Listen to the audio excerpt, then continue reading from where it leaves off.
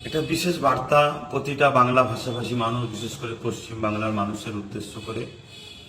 আমরা নিশ্চয়ই জানি আগামীকাল 4 মে 2026 পশ্চিমবাংলার বিধানসভার ফল প্রকাশ হতে চলেছে। কে জিতবে কে হারবে সবটাই মানুষ যার পক্ষে বেশি রায় দেবে সে জিতবে। তবে আমি মনে করি রাজনীতি এটা একটা উৎসব। যেভাবে ভোট প্রক্রিয়া হলো, নির্বাচন কমিশনার করা হাতে যেভাবে ভোটকে নিয়েছে, কোনো রকম অশান্তি সেভাবে শোনা যায় না তুলনামূলক।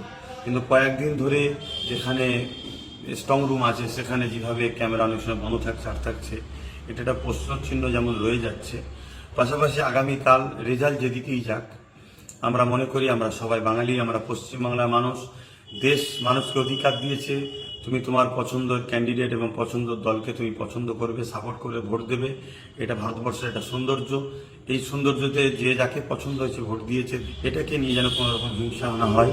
বিশেষ করে আইএসএফ এর পক্ষ থেকে যারা দাঁড়িয়েছেন তাদেরকে উদ্দেশ্য করে বলবো, আমি আশা রাখি এবং মহান স্রষ্টার কাছে দোয়া রাখি আপনারা খুব ভালো রেজাল্ট করবেন, শেষ পর্যন্ত টিকে থাকবেন।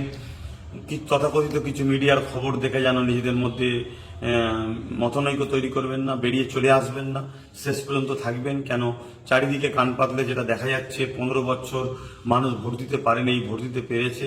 এবং নওশাদ সিদ্দিকী যে মানুষের জন্য, দেশের জন্য এবং সংবিধানকে সামনে রেখে যে কাজ করছে, তাতে সর্বশ্রেণী সর্বধর্মের মানুষ নওশাদের উপর একত্র হয়েছে। তাই ব্যাপকভাবে যে ভোটটা পড়েছে, কোনো জায়গায় 92, 95, 98% তাতে আশা রাখা যাচ্ছে। এবং কান পাতলেও শোনা যাচ্ছে যে আইএসএফ যে জায়গায় দিয়েছে খুব ভালো রেজাল্ট করতে চলেছে। তা আপনারা শেষ পর্যন্ত থাকবেন এবং আশা রাখবো। দুটো কথা আপনাদেরকে বলবো, নিশ্চয়ই আপনারা, আমি সবাই জানি, লক্ষ লক্ষ মানুষ এখন তাদের নাগরিকত্ব ভোটার তালিকা অনিশ্চিত হয়ে আছে। অতএব সেই জায়গায় জয়ের পরে আইএসএফ যারা করছেন, বিশেষ করে তাদের উদ্দেশ্য করে বলছি, সেরকম আনন্দ ফুর্তির মধ্যে আপনারা জড়াবেন না। বিজয় মিছিলের নামে ডিজে বাজানো এবং এমন কোনো কাজ করবেন না যাতে আমাদের ভুলে গেলে চলবে না যে আমাদের লক্ষ লক্ষ ভাই বোন, তাদের নাম এখনো কিন্তু অনিশ্চিত হয়ে আছে, ভোটার তালিকা থেকে বাদ পড়ে আছে।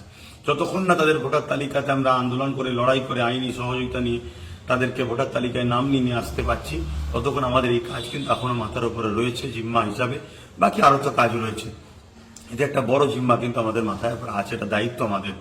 পাশাপাশি এটাও বলবো, জয় আপনাদেরকে দিক, মহান স্রষ্টায় দোয়া করি। কিন্তু জিতার পরে আপনারা যেন খবরদার, বিগত দিন জানি আপনাদের উপরে 21 পঞ্চায়েত এবং লোকসভায় 21 থেকে শুরু করে 23-এ 24-এ যেভাবে জুলুম অত্যাচার হয়েছে, সেটা খুব ভালোভাবেই জানি।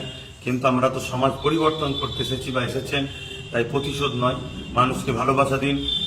যারা বিরোধী তাদেরকেও ডেকে নিয়ে তাদেরকেও পাশে নিন, তাদেরকেও সহযোগিতা করুন। এটাই হবে দেশের প্রকৃত নাগরিক। আপনাদের দিকে মানুষ তাহলে আরও এগিয়ে আসবে। এই কথাগুলো মাথায় রাখবেন। প্রথম নম্বর কথা, জিতার পরে আনন্দের নামে এমন কিছু করবেন না, যেমন ডিজেটা আমার দেশের আইনও নিষেধ আছে।